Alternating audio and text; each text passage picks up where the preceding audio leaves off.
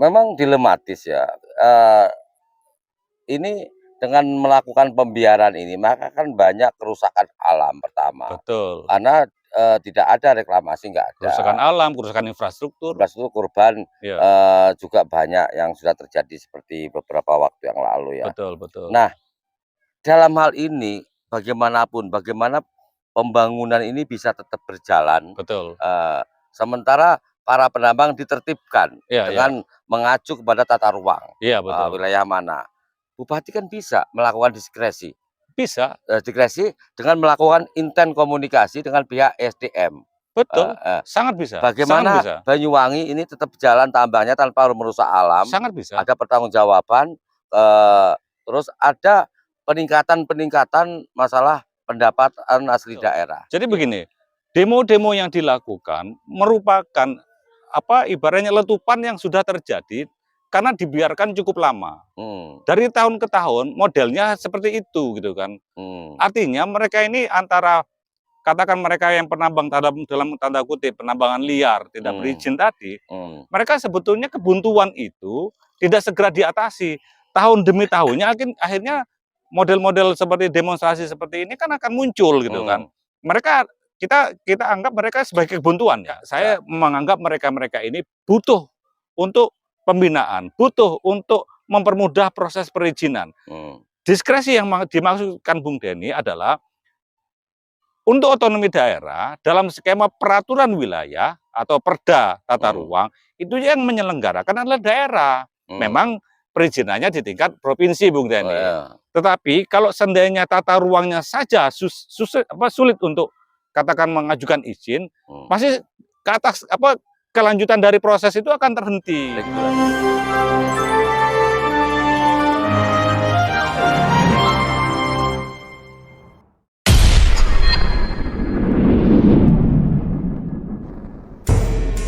Assalamualaikum warahmatullahi wabarakatuh. Waalaikumsalam warahmatullahi wabarakatuh. Pemirsa, jumpa lagi dengan kami dalam acara Ngobos di Kampung Aclak. Ngobos, ngopi bareng Obrolan obrolan santai. santai Aclak, aliansi dengan lari cendekiawan kampung. lari kampung. Ya. Nah, pemirsa, kami sudah beberapa episode yang sudah berlalu tentu saja, membahas banyak hal.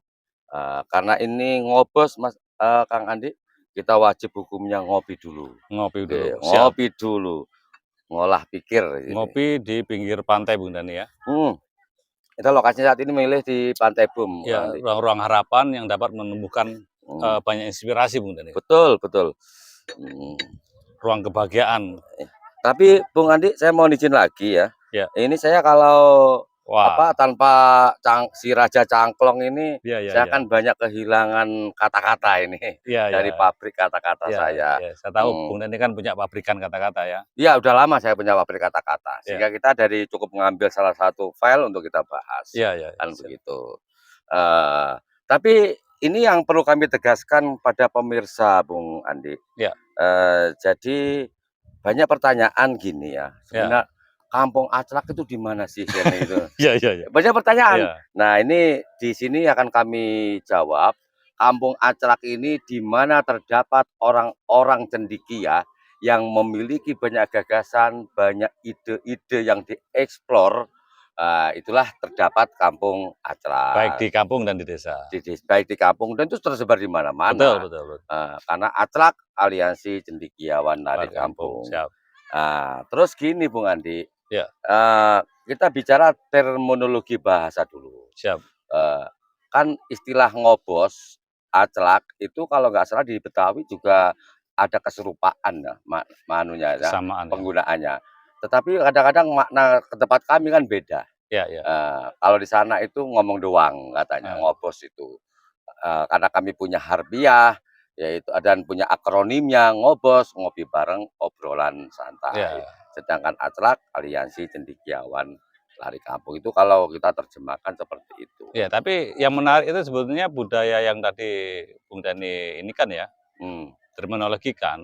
hmm, Salah satu budaya itu juga yang pernah Bung Dani sampaikan ada seperti kalau Jawa Timur itu parian. Kalau Parian, Banyuwangi katanya itu wangsalan. wangsalan ya. Loh, kalau ngobos diartikan di Jawa, mana di Betawi katanya ngomong doang, di Banyuwangi beda dong. Di Iya, iya. Kampung Aclak maksudnya itu. Begini, saya masih ingat betul unen-unen dari leluhur saya. Oh, Unen-unen. hampir sama itu. Hampir sama unen-unen. Begini, ono tobos sing sembarang tobos. Ya, Keneng banyu kok langsung kepus. ya, Iki ngobos duduk sembarang ngobos, taping ya. hang penting isine heng ngedabrus.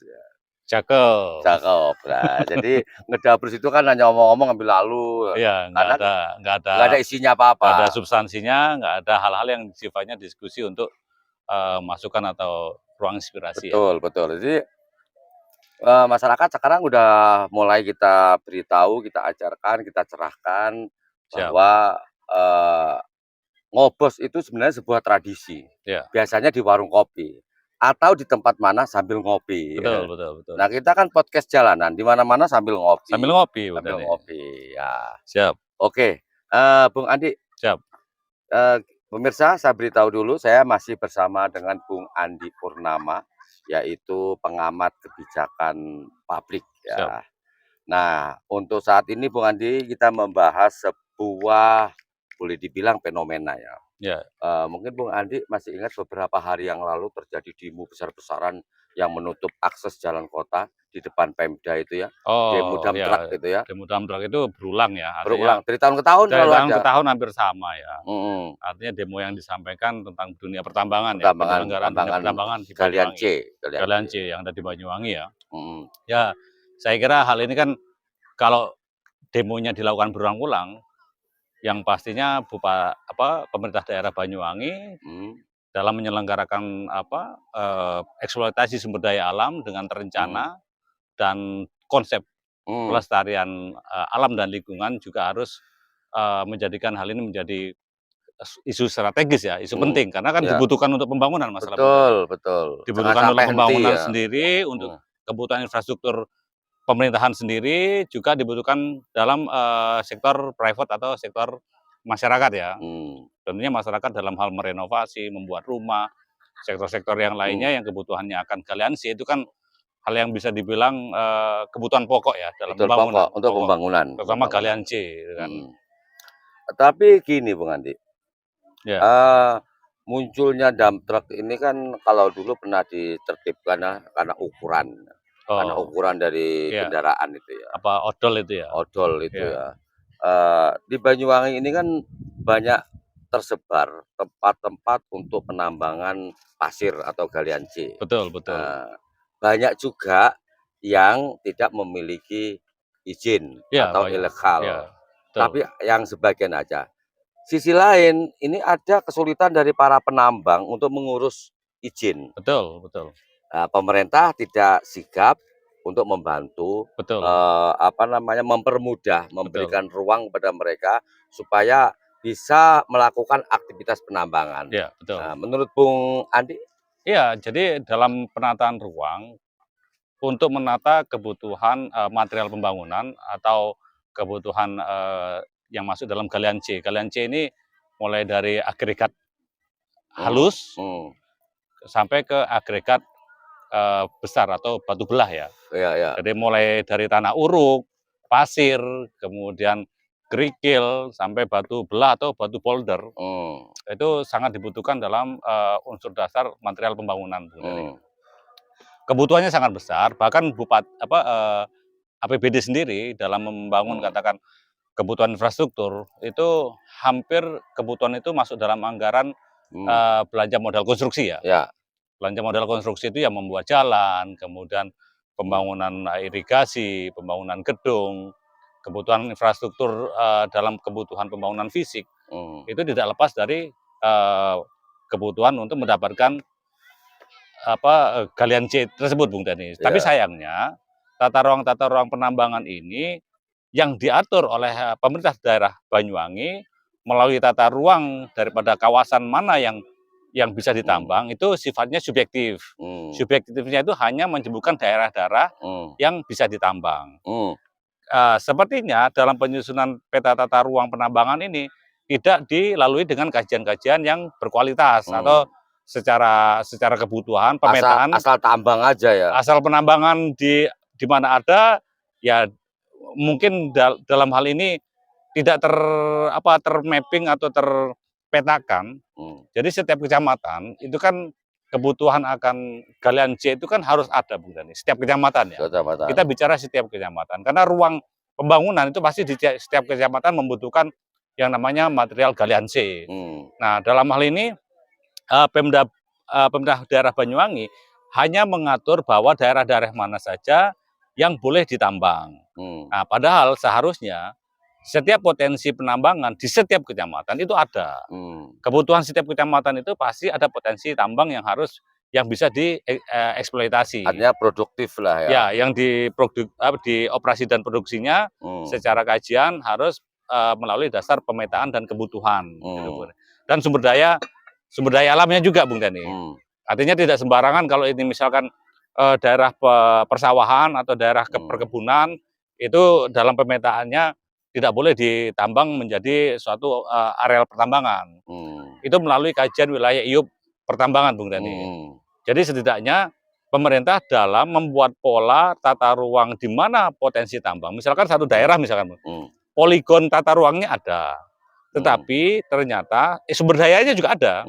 Tetapi ternyata dalam hal masyarakat atau badan usaha mengajukan izin operasi pertambangan itu terkendala ketika dia mengusulkan bahwa saya akan menambang di daerah yang sudah dimasukkan dalam tata ruang.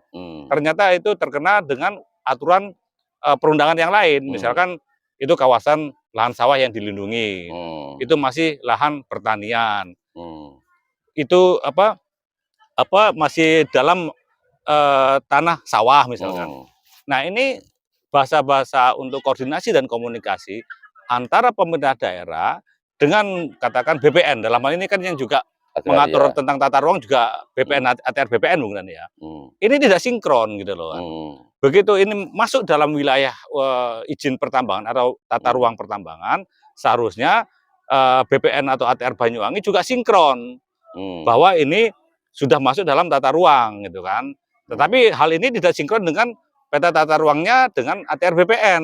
ATR BPN masih memegang bahwa surat sertifikatnya itu masih katakan pertanian, katakan sawah, katakan LSD. Nah, mereka masih berpijak itu. Harusnya langkah bersama dalam integrasi pola tata ruang antara Pemda Banyuwangi dan BPN ATR sinkron, bukan berdiri sendiri.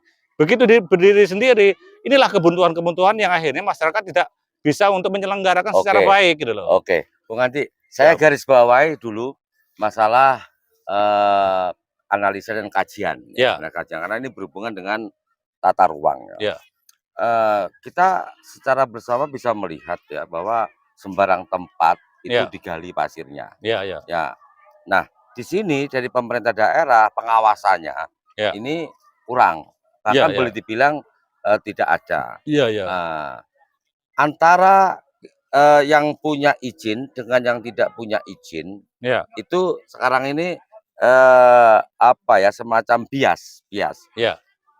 Dampaknya karena kurang adanya pengawasan dari pemerintah daerah terhadap para penambang-penambang terutama baik legal maupun yang ilegal. Ini kurang memperhatikan masalah pertama, itu adalah dampak. Kedua adalah keselamatan pekerja. Referensi Bung Andi. Referensi kita juga mendengar dan mengetahui bahwa beberapa waktu yang lalu bekas tambang yang menjadi kolam itu dianggap tempat bermain oleh anak-anak kecil.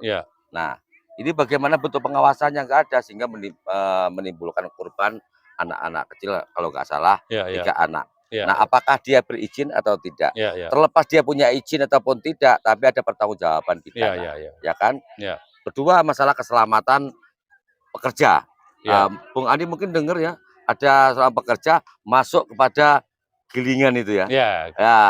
Itu kalau nggak salah pemurnian itu ya. Pemurnian. Hanya dia dimurnikan jadi hancur lebur. Betul, kan? Itu kalau nggak salah di wilayah California alias Kalipuro ya.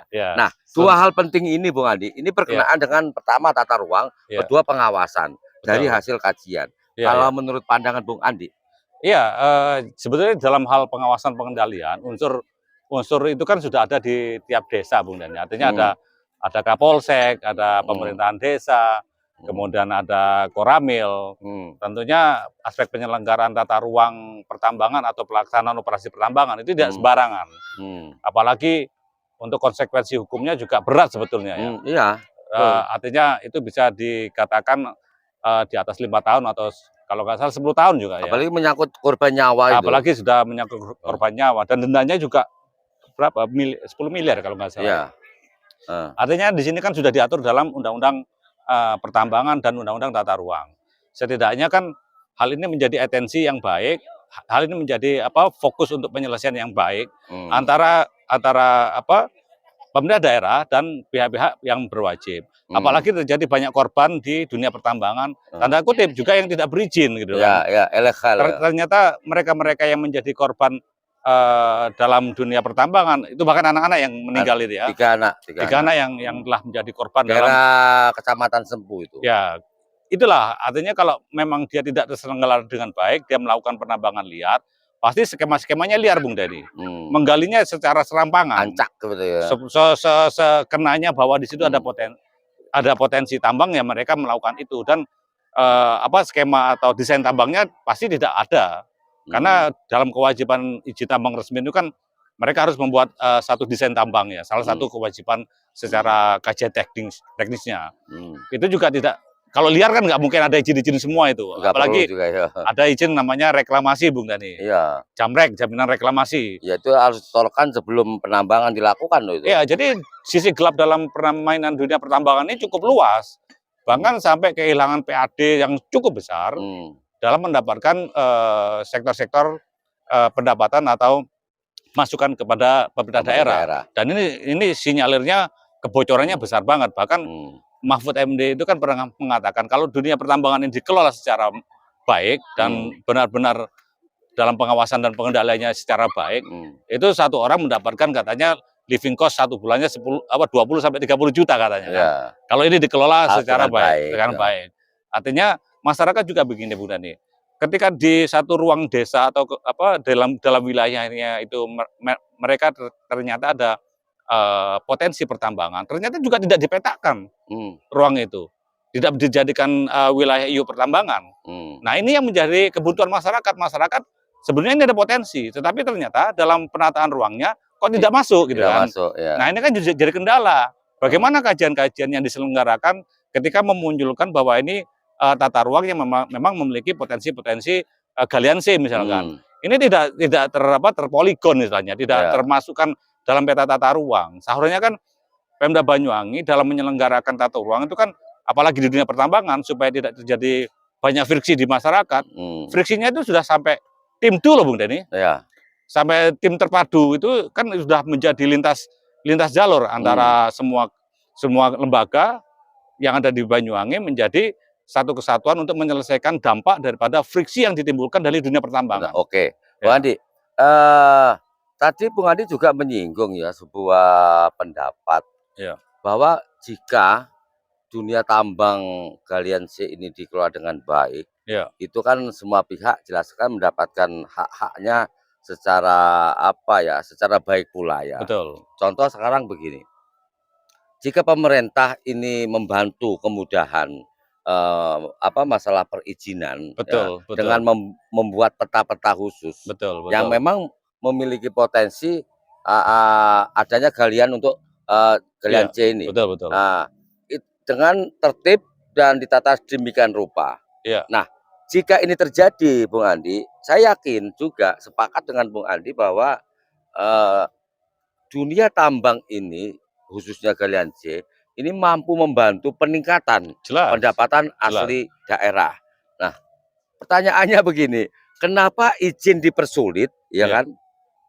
Izin dipersulit, pendapatan asli daerah nggak ada, iya, tapi justru iya, penambangan-penambangan liar bermunculan. ilegal atau liar Se itu marak. iya, Kira-kira betul. apa yang menyebabkan, Bang? Apakah ada pihak lain yang menerima fee tertentu atau bagaimana ini? Ya, ini sisi gelap dalam permainan dunia pertambangan. Mmm, Seperti, pemerintahan pusat sudah, menginstruksikan bahwa penambangan penambangan ilegal ini segera segera disikat habis misalnya. Hmm. Tetapi kan balik lagi ke negara butuh atau pemerintah butuh, Untuk faktor-faktor pembangunan. untuk pembangunan ini butuh. Hmm. Tapi pemerintah daerah juga tidak bisa menutup mata Hmm. bahwa tambang-tambang yang digunakan untuk membangun itu tambang-tambang ilegal. Hmm. Ya meskipun mereka menutup mata, dia Hmm. hanya bahwa mereka ketika membangun dia dipaksakan satu fakta integritas. Hmm. Sementara Pemda ini tahu lingkungannya ini banyak terjadi penambangan liar Hmm. di Banyuwangi ibaratnya. Cuman dilakukan pembiaran. Nah, dilakukan pembiaran, artinya mereka kan tutup mata, Bung Dani. Hmm. Sebetulnya dia tahu kejadian yang ada di lingkungannya, tetapi pemerintah mau menerimanya, Hmm. mau menerima katakan material itu tanda kutip bahwa berasal dari tambang-tambang ilegal tadi. Ini kan tidak baik. Harusnya pemerintah daerah segera atasi atau membentuk satu tim khusus dalam penyelenggaraan perizinan dunia pertambangan. Tidak dibiarkan, apalagi sekarang perizinan ini menjadi hal-hal yang sangat sulit, Krusial ya. sangat krusial, sangat sulit untuk mendapatkan di Banyuwangi. Nah ini kan apalagi di dunia pertambangan itu peraturannya lebih kompleks. Nah ini kan harusnya pemerintah daerah memudahkan, apa sih yang bisa dimudahkan untuk kewenangannya membantu jalan keluar teman-teman dalam dunia pertambangan ini. Mereka segera difasilitasi, dibantu untuk katakan checklist kebutuhan untuk kelengkapan indikator administrasinya, kelengkapan untuk di teknikalnya, semuanya dibantu. Artinya ada tim yang tidak boleh melepaskan pihak masyarakat untuk mengajukan izin, ternyata izinnya susah sekali. Akhirnya apa? Praktek-prakteknya tetap berjalan akhirnya kan itu. Bung Andi, Ya. kalau bicara izin Bung Andi, ini kan masuk wilayah ESDM ya, Ya. untuk pertambangan ini. Provinsi sekarang. Provinsi. Ya. Nah, memang dilematis ya. Ini dengan melakukan pembiaran ini, maka kan banyak kerusakan alam pertama. Betul. Karena tidak ada reklamasi, nggak ada. Kerusakan alam, kerusakan infrastruktur. Infrastruktur korban Ya. juga banyak yang sudah terjadi seperti beberapa waktu yang lalu ya. Betul, betul. Nah, dalam hal ini bagaimanapun, bagaimana pembangunan ini bisa tetap berjalan. Betul. Sementara para penambang ditertibkan Ya, dengan mengacu kepada tata ruang. Iya, betul. Wilayah mana. Bupati kan bisa melakukan diskresi. Bisa. Diskresi dengan melakukan intent komunikasi dengan pihak SDM. Betul, sangat bisa. Bagaimana sangat bisa. Banyuwangi ini tetap jalan tambangnya tanpa merusak alam. Sangat bisa. Ada pertanggungjawaban, terus ada peningkatan masalah pendapatan asli daerah. Iya. Kalau menurut Bung Andi, bagaimana solusi agar ini tambang ini jalan dengan aman, terus sesuai dengan regulasi, Betul, betul. tanpa harus mengorbankan alam, pendapatan banyak, Betul. dan mengikis praktek-praktek ilegal. Betul. Jadi begini, demo-demo yang dilakukan merupakan ibaratnya letupan yang sudah terjadi karena dibiarkan cukup lama. Dari tahun ke tahun modelnya seperti itu gitu kan. Artinya mereka ini antara katakan mereka yang penambang dalam tanda kutip penambangan liar tidak berizin tadi, mereka sebetulnya kebuntuan itu tidak segera diatasi. Tahun demi tahunnya akhirnya model-model seperti demonstrasi seperti ini kan akan muncul gitu kan. Mereka kita anggap mereka sebagai kebuntuan ya. Kita tidak miskomunikasi, artinya tidak menganggap mereka itu sebagai suatu maksud yang jelek lah ya. Saya menganggap mereka ini butuh untuk pembinaan, butuh untuk mempermudah proses perizinan. Diskresi yang dimaksudkan Bung Denny adalah untuk otonomi daerah dalam skema peraturan wilayah atau perda tata ruang itu yang menyelenggarakan adalah daerah. Memang perizinannya di tingkat provinsi, Bung Denny. Tetapi kalau seandainya tata ruangnya saja sulit untuk katakan mengajukan izin, pasti ke atas kelanjutan dari proses itu akan terhenti. Regulasi gitu. Berikutnya. Regulasi berikutnya tidak terhenti. Contohnya begini, saya mempunyai lahan katakan 10 hektar, di situ ada potensi pertambangan. Ketika saya mengajukan izin, ternyata tanah itu masih LSD, dianggap LSD, dianggap tata ruang pertanian. Kemudian Pemda itu lepas tangan, mereka harus mengusahakan sendiri. BPN-ATR juga tidak bisa membantu untuk mengubah bahwa lahan tersebut sesuai dengan tata ruangnya misalkan. Namun masyarakat suruh berjuang sendiri sampai ke tingkat pusat, sampai katakan untuk perubahannya saja harus melalui kementerian misalkan. Untuk merubah LSD-nya harus ke kementerian. Kemudian untuk merubah ini diajukan sebagai wilayah izin usaha pertambangan, itu sampai ke tingkat selain ke kementerian, kemudian dia harus melanjutkan ke tingkat provinsi sebagai izin usaha pertambangannya, operasi produksinya. Langkah-langkah seperti ini harusnya pemerintah daerah jangan menutup mata atau seolah-olah tidak tahu, tetapi dia butuh gitu kan. Nah, seharusnya ini segera diatasi. Namun kalau saya melihat paradigma perbaikannya atau paradigma antara penyelesaiannya, kok sepertinya dari tahun ke tahun tidak ada solusi, nggak ada solusi, dan akhirnya apa? Pola-pola yang sama masih tercipta, bahkan sekarang sudah sampai membentuk tim terpadu. Ini kan harusnya kontak, leadership yang terjadi, komunikasi birokrasi yang terjadi. Mereka-mereka yang merencanakan. Legislatif juga harusnya terus mendorong, cepat mendorong, segera menyelesaikan kasus-kasus yang sekarang lagi hangat terjadi di masyarakat Banyuwangi. Mereka harusnya segera dibantu, diberikan jalan keluar. Kalau namanya tata ruang perubahan itu kan kalau sudah ada tata ruangnya, tinggal mengajukan perubahan tata ruang. Kan itu kan proses-proses itu tergantung leadership sebuah pemimpin daerah, Bu Dani. Bersama dengan legislatifnya. Dengan cara diskresi tadi sebenarnya kan sebagai opsi. Betul, Bu Dani. Jadi saya rasa ini butuh goodwill daripada pemerintah daerah, baik eksekutif dan legislatif, menyelesaikan tentang permasalahan dunia pertambangan sehingga tidak membiarkan faktor-faktor yang menjadi kerusakan alam, kerusakan lingkungan, kerusakan infrastruktur.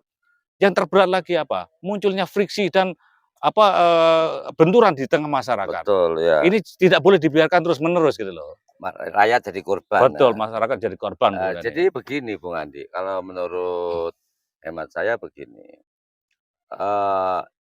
ketika demo kemarin terjadi, ada upaya untuk istilahnya menghentikan operasional, itu kan mengorbankan banyak pihak sehingga mereka nggak bisa bekerja, kendaraan dimiliki nggak bisa dijalankan. Ini masalah perut gitu loh, masalah perut. Mereka itu masalah perut gitu loh. Nah, pemerintah harusnya di sini hadir untuk menyelesaikan masalah. Bagaimana tetap operasional secara tertib, dilengkapi dengan perizinan, dan dilarang yang ilegal itu, karena penyelesaian nggak akan pernah ada. Betul. Hanya memberikan ruang kenikmatan bagi oknum-oknum tertentu saja. Betul. Oke, Bung Andi, sebelum saya akhiri mungkin ada yang disampaikan untuk pemirsa, monggo. Ya, seperti yang dikatakan Bung Dani, ada kebijakan, ada diskresi yang memang itu wilayah kewenangan pada pemerintah daerah, terutama bupati dalam menyelenggarakan proses operasi produksi pertambangan yang ada di Banyuwangi. Karena kebutuhan untuk pembangunan tidak akan lepas dari galian C yang ada di Banyuwangi. Namun ini perlu ditata untuk direncanakan lebih kompleks, untuk dilanjutkan atau dibina teman-teman yang mengajukan pertambangan, potensi-potensi yang ada pertambangan, dibantu sampai diselesaikan perizinannya, sehingga mereka dapat beroperasi secara legal dan normal. Dan normal. Tapi kacamata hukum begini, Bung Dani ya. Kacamata hukum itu bertindaknya normatif. Legal atau ilegal dalam dunia pertambangan itu harus tetap ditegakkan. Artinya normatif ini adalah bicara tentang aturan main, bicara tentang peraturan dan perundang-undangan. Maka dari itulah katakan ada sudah jadi rangkaian yang cukup panjang ini, tetapi Pemda Banyuwangi tidak mampu menyelesaikan. Artinya harus cepat mengambil tindakan, harus cepat menyelesaikan, gitu kan, supaya tidak berkelanjutan seperti ini. Ya, oke, pemirsa, itu tadi dengan lugas dan jelasnya Bung Andi Purnama Kamela menjabarkan, sayogianya memang pemerintah hadir untuk segera mengentas persoalan ini, supaya tidak berkelanjutan, ada kepastian dari para pengusaha tambang, juga para pekerja yang punya dump truck gitu. Jangan sampai demo kemarin sampai malam tanpa ada ujung penyelesaian yang jelas. Dan berulang-ulang. Dan berulang-ulang tiap tahun terjadi. Ini kasihan. Ini satu hal aja masalah tambang, belum yang lainnya nanti. Oke, terima kasih. Mudah-mudahan ini akan menjadi sebuah referensi positif. Kita akan jumpa lagi dalam acara Ngobos di Kampung Acelak. Terima kasih, salam budaya berbasis kearifan lokal. Wassalamualaikum warahmatullahi wabarakatuh. Waalaikumsalam warahmatullahi wabarakatuh. Oke, Bung Andi, kita lanjut ngopinya lagi nih. Siap, siap. Iki tutu atra kesenjangan tapi atake wong cendekiawan. Iki tutu kampung senjarangan tapi kampunge wong cendekiawan.